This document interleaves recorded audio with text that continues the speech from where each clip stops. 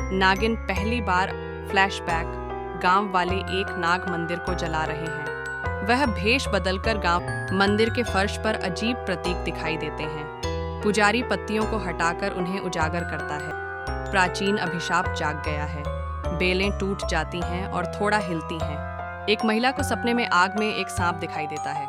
वह पसीने से लथपथ बिस्तर पर करवटें बदलती है। सांप उसके आते हैं। कुछ जहरीला वापस आ रहा है। नदी का पानी मटमैला हो जाता है। एक युवक नागिन से अनजान अवस्था में इसे पार नहीं कर सकती अभी तक। वह थोड़ी दूर रुकती है, आंखें झपकती हैं। मंदिर के पास मवेशी मृत पाए जाते हैं, लेकिन वह उसे बिना छुए वापस ले आती है।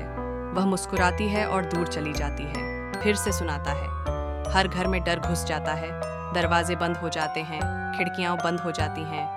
नागिन देखती है। उसकी यादें वापस आ जाती हैं, मानव रूप में उसके नृत्य की झलक। युवक पीछे हट जाते हैं।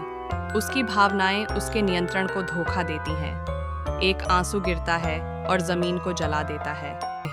उनके चारों ओर चिन्ह दिखाई देते हैं। दरवाजों पर सांप की खालें मिलती हैं। गांव युद्ध की तैयारी करता है। लोग मशालों और हथियारों के साथ होती है। गांव वाले सांपों के शिकार की रस्म निभाते हैं। वे मंत्रोच्चार करते हैं और घरों के आसपास नमक डालते हैं।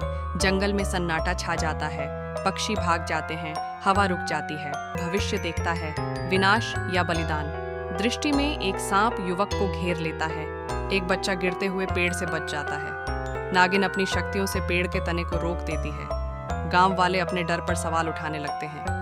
वे आपस में चुपचाप बात करते हैं। नागिन गांव का पुजारी अंतिम अनुष्ठान की तैयारी करता है। अग्नि का घेरा जलाया जाता है। मंत्रोच्चार बढ़ता है। वह उसकी आत्मा को नष्ट करने की योजना बनाता है। एक प्राचीन त्रिशूल उठाता है। सत्य भय के माध्यम से अपना रास्ता खोजता है। एक लड़की बोलती है, उसने मेरे भाई को बचाया। वह अपने अंतिम कार्य के लिए तैयार होती है। अपनी आत्मा को पवित्र नदी से बांधती है। पित खंजर फेंकता है। युवक वार झेलता है। वह ब्लेड को पकड़ते हुए गिर जाता है। उसकी चीख से स्वर्ग हिल जाता है। वह पूरी तरह से बलिदान के माध्यम से अभिशाप समाप्त हो जाता है। वह प्रकाश में विलीन हो जाती है। गांव शोक मनाता है और ठीक हो जाता है। गांव वाले उस जगह पर फूल चढ़ाते हैं जहां वह गायब हो गई थी। प्रतिशोध के तूफान के बाद सप्ताह बीत जाते हैं। गांव वाले घरों और मंदिरों का पुनर्निर्माण करते हैं। जीवन फिर से शांत कृतज्ञता के साथ शुरू होता करती है।